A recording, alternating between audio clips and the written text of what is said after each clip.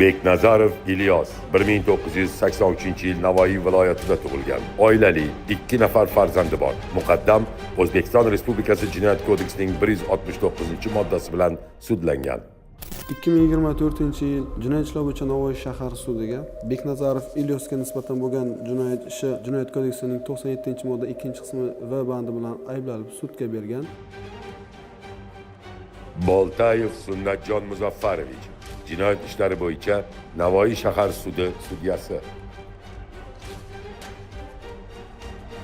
Mazkur jinoyat ishi bo'yicha sud tergovi jarayonida sudlanuvchi, jabrlanuvchining qonuniy vakili va guvohlar so'roq qilinib, undan so'ng esa jinoyat ishiga ilova qilingan hujjatlar batafsil o'rganilgandan so'ng tegishli tartibda sud jarayoni o'tkazildi.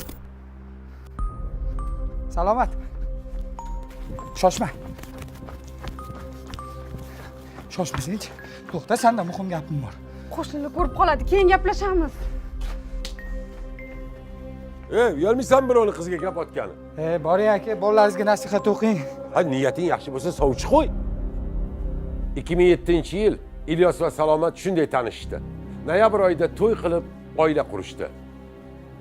Beknazarov 2007-yil Beknazarov va Salomat bilan birga turmush qurganligi, turmush jarayonida 2 nafar farzandli bo'lganligini, ular baxtli oila kechirganligi namoyon bo'ladi.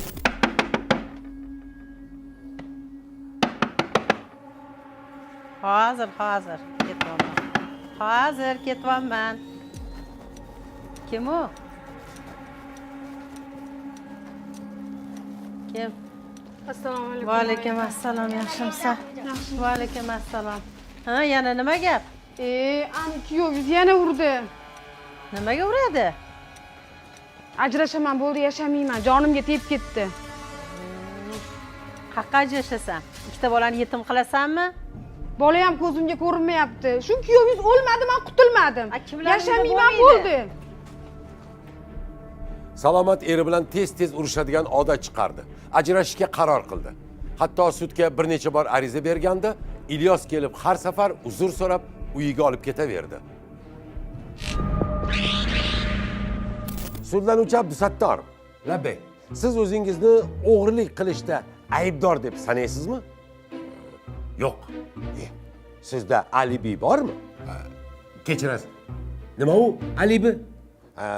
Jinoyat sodir etilganda, ya'ni o'g'rilik amalga oshirilganda sizni biron bir kishi ko'rganmi? Yo, Xudoga behisob shukr, hech kim ko'rmagan. Biz hikoya qilayotgan voqeada sodir etilgan o'g'rilik